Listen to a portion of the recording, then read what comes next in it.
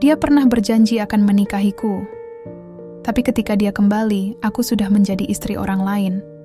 Bukan karena aku berpaling, tapi karena takdir memaksaku memilih antara cinta atau nyawa ibu kandungku. Sebelum kita lanjutkan, alangkah baiknya jika kalian subscribe dulu ya, agar tidak ketinggalan kisah-kisah lainnya. Terima kasih.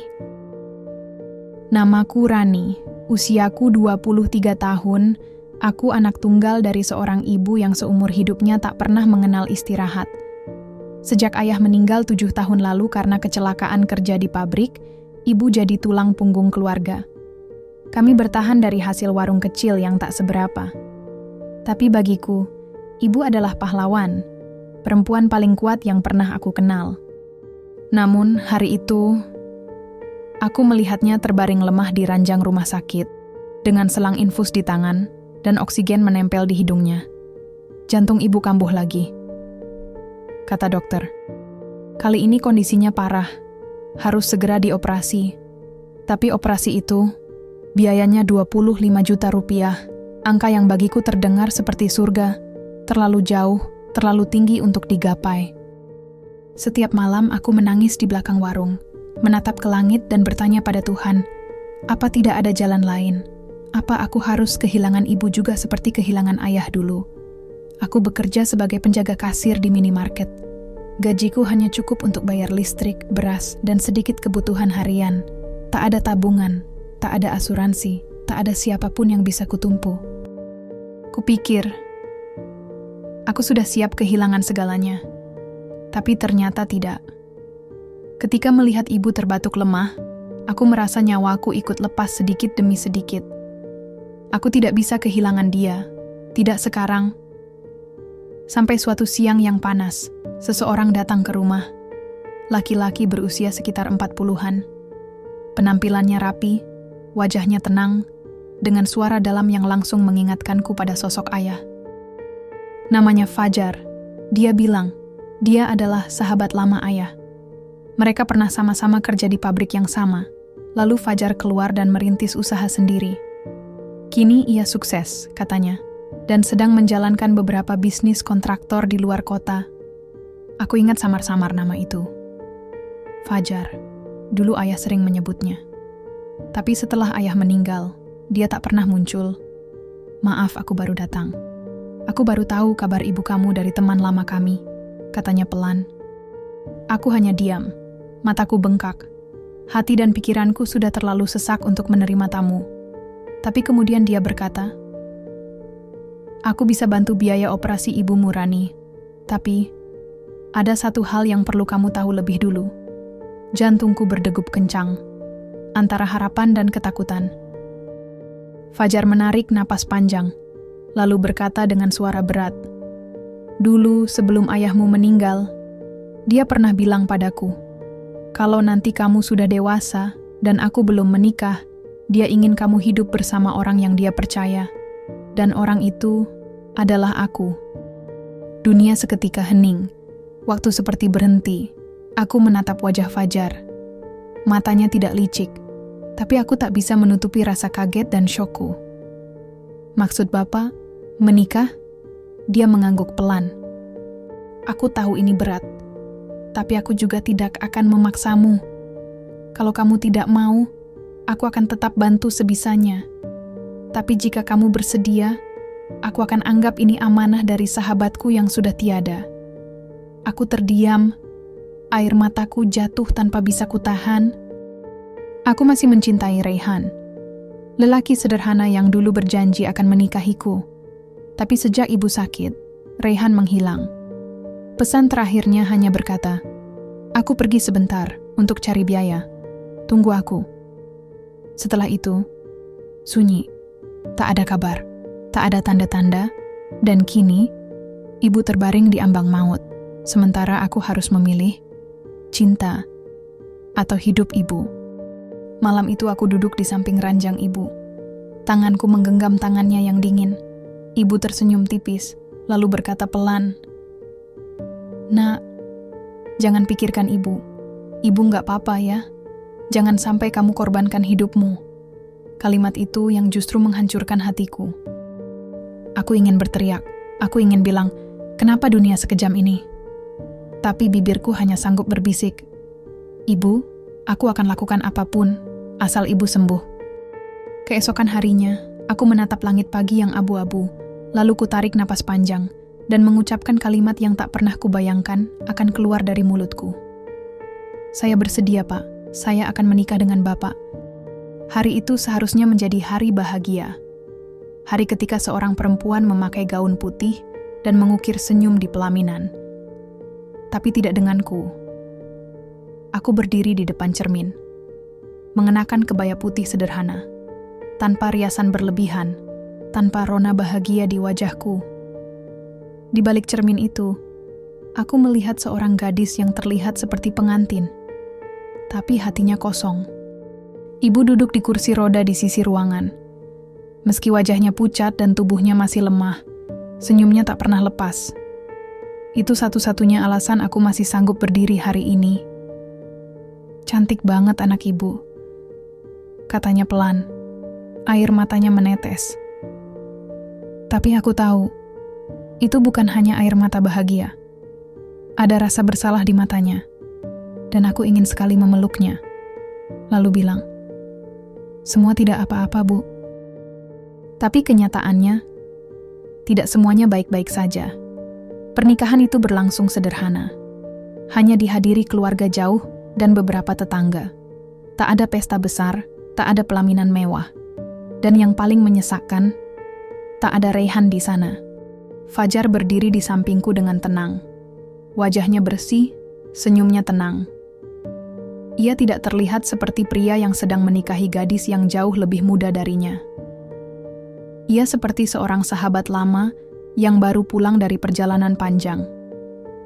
Saat ijab kabul selesai, dan semua orang mengucap sah, aku merasa seperti baru saja melepas sesuatu yang tak akan pernah bisa kembali, diriku sendiri. Malam pertama itu, sunyi. Fajar tidak menyentuhku. Ia hanya duduk di sofa dekat jendela, menatap keluar sambil meminum teh hangat. "Aku tahu kamu belum siap, Rani," katanya lembut. "Kita akan pelan-pelan.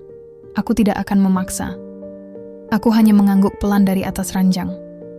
Ada perasaan aneh yang mengendap dalam dada, antara lega dan terluka.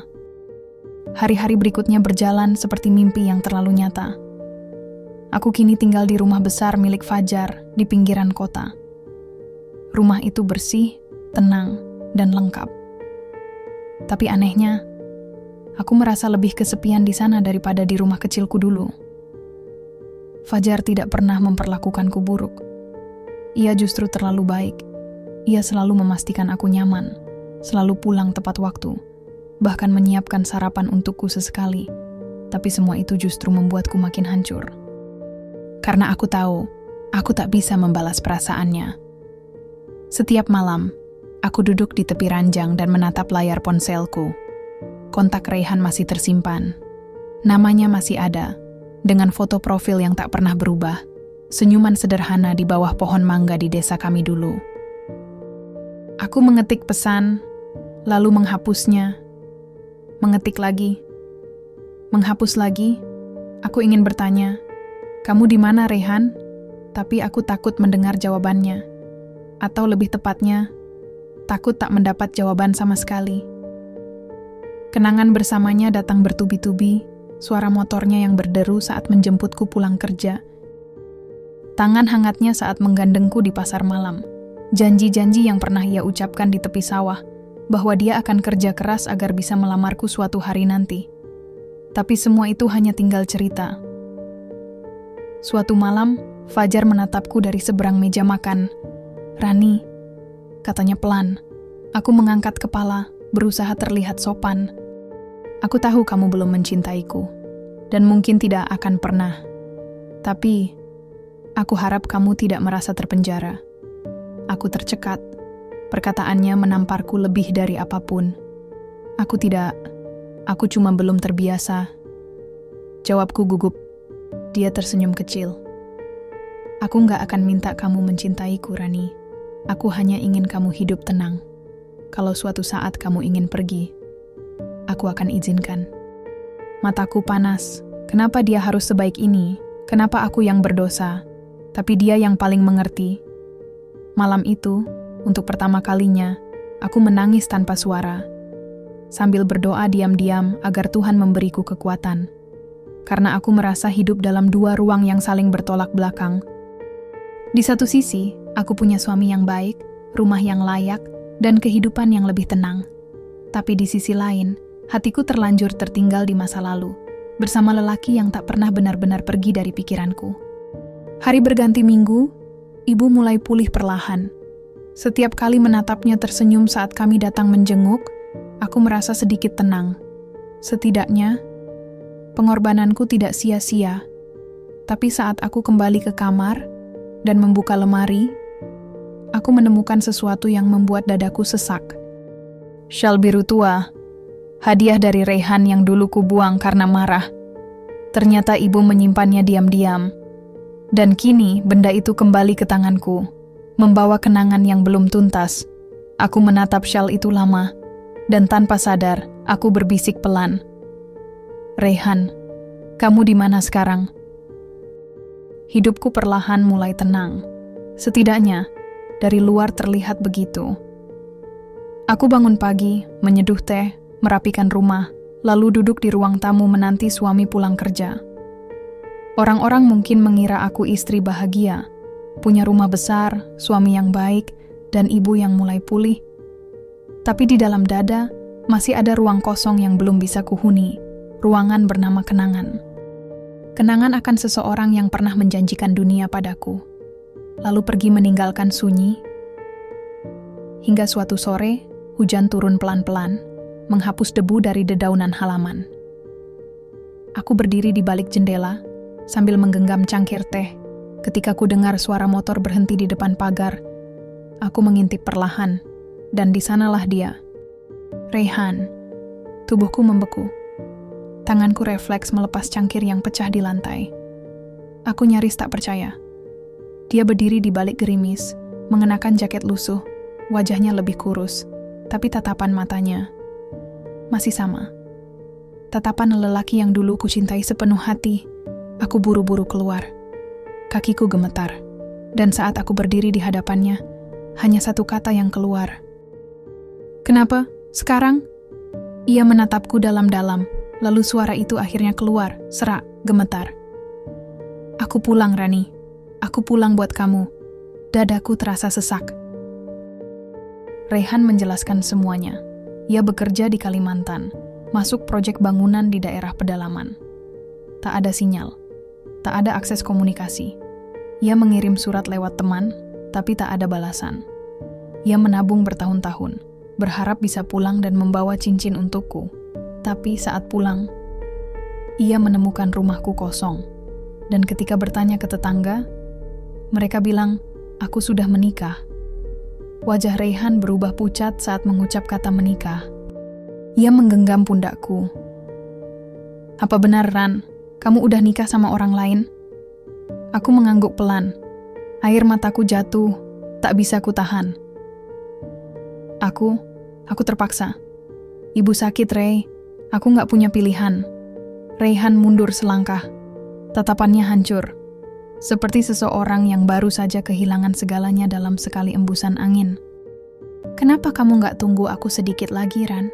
Aku pulang buat kamu, bukan buat lihat kamu jadi milik orang lain. Aku menangis. Rey, aku nunggu sampai aku nyaris gila. Suasana mendadak hening. Hujan masih turun, gerimis lembut membasahi rambut dan bahu kami. Tapi di dalam hatiku, badai mengamuk. Hari-hari setelah itu penuh dengan luka yang tak terlihat. Reyhan mulai sering datang ke rumah ibu, membantu bersih-bersih, membeli obat, menyiram tanaman, seolah tak terjadi apa-apa. Tapi setiap kali mata kami bertemu, ada berjuta kata yang tak sanggup terucap. Fajar tahu. Ia bukan lelaki bodoh. Suatu malam, ia mengajakku bicara di teras. Dia cinta pertamamu ya. Aku hanya diam. Aku lihat caramu menatap dia, Rani. Aku bukan anak kecil. Aku menangis. Maaf, aku gak pernah bermaksud nyakitin siapapun. Fajar mengangguk, pandangannya kosong menatap langit malam. Aku tahu dari awal kamu belum mencintaiku. Tapi kupikir, cinta bisa tumbuh.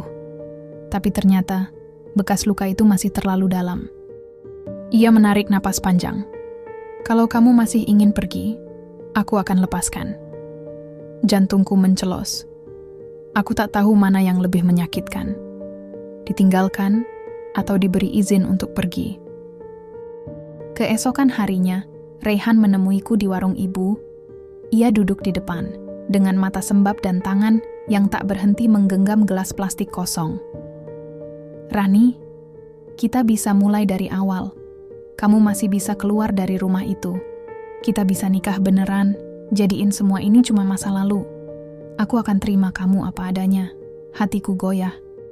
Sumpah demi sumpah mengalir dari bibirnya. Janji-janjinya dulu kembali, seperti bayangan masa lalu yang ingin kurengkuh lagi. Tapi setiap kali aku menatap Raihan, bayangan Fajar ikut muncul di pikiranku.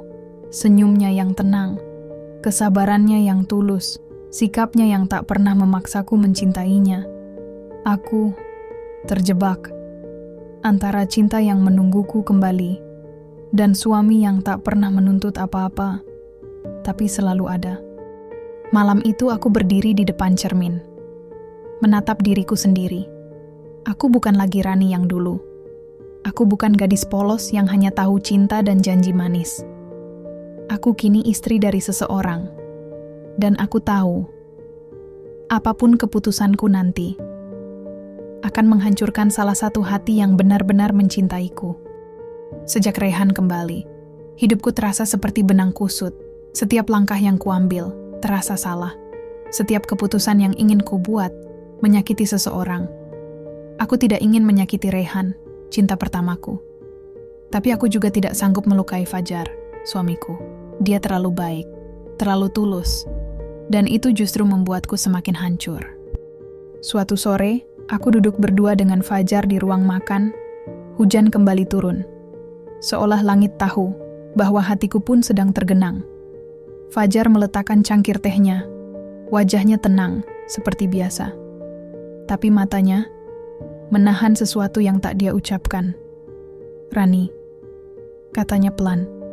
Aku ingin tanya satu hal. Jawab jujur. Ya, aku nggak akan marah. Aku menatapnya hati-hati. Kamu masih cinta sama Raihan? Pertanyaan itu seperti sembilu. Kupikir aku siap. Tapi ternyata tidak. Aku menunduk. Iya, Henning. Tak ada reaksi. Fajar hanya mengangguk perlahan, seolah kalimat itu sudah ia dengar jauh sebelum aku mengucapkannya. Aku bisa lihat itu, sejak pertama dia datang ke rumah kita. Tapi aku harap, kamu bisa lihat satu hal juga. Dia berdiri, lalu mengambil foto dari lemari kecil di ruang tamu. Foto tua, buram. Ayahku dan Fajar, berdiri berdua dengan seragam pabrik. Waktu ayahmu meninggal, dia bilang satu hal ke aku. Sebelum napas terakhirnya, tolong jaga Rani. Jangan biarkan dia susah sendirian. Suara Fajar mulai bergetar, tapi ia tetap menatapku. Aku gak pernah minta kamu cintai aku, Ran. Aku cuma ingin kamu aman. Kamu bahagia. Air mataku jatuh. Fajar, aku juga manusia, Rani. Aku bisa nahan banyak hal. Tapi aku gak kuat lihat kamu pulang ke rumah dengan mata sembab tiap hari. Kalau kamu mau pergi, pergilah. Aku nggak akan menahanmu. Kata-katanya menggedor dadaku. Aku pergi ke kamar, mengunci pintu, lalu menangis sejadi-jadinya. Dalam hatiku, ada dua suara saling tarik-menarik. Satu sisi, aku ingin kembali ke Raihan. Lelaki yang membuatku tertawa, yang mencintaiku sejak kami masih remaja, yang pernah berjanji ingin membangun rumah bersamaku. Tapi di sisi lain, Fajar. Lelaki dewasa yang tak banyak bicara, tapi tindakannya selalu tenang. Lelaki yang menjaga ibuku tanpa pamrih. Yang tak pernah menuntut cinta, tapi memberiku segalanya. Aku seperti ditarik oleh masa lalu dan masa kini. Sedang masa depanku belum bisa kujangkau. Malam itu, aku bertemu Raihan lagi, di taman kecil dekat rumah ibu. Ia membawa 2 kotak makan, seperti dulu. Kami duduk diam, seperti 2 orang asing yang terikat kenangan. "Aku tahu kamu bingung," katanya pelan. "Tapi kamu punya hak untuk bahagia, Rani. Kamu nggak salah." Aku menatapnya dalam-dalam.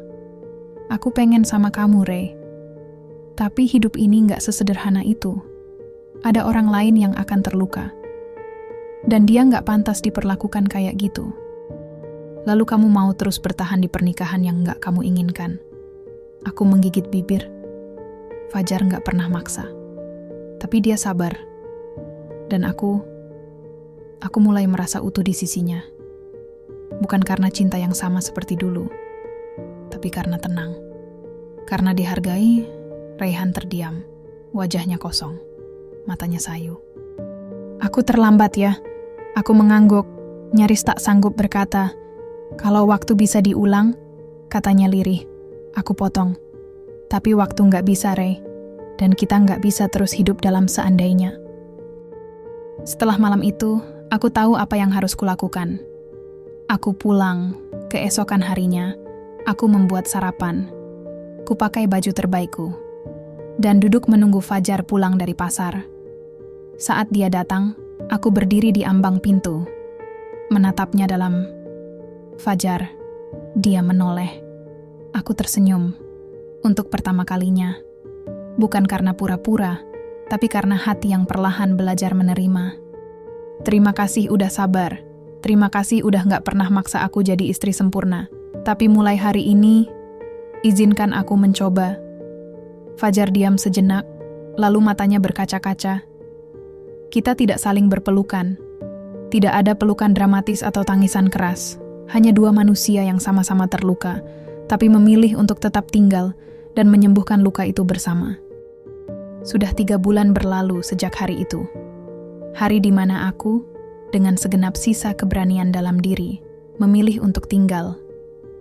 Bukan karena terpaksa, bukan pula karena rasa kasihan, tapi karena aku mulai melihat sesuatu yang berbeda dalam diri Fajar. Sesuatu yang sebelumnya tak bisa kulihat, karena hatiku masih sibuk meratapi kehilangan. Fajar tetap seperti biasa, tidak pernah banyak bicara. Dia bukan tipe laki-laki romantis yang suka memberi bunga atau kata manis. Tapi setiap pagi, dia selalu menyeduh teh favoritku. Diam-diam, mencuci piring jika aku tertidur lebih awal. Memperbaiki sendal ibu yang rusak, tanpa pernah bilang. Dan yang paling menyentuh, dia tidak pernah sekalipun mengungkit Raihan.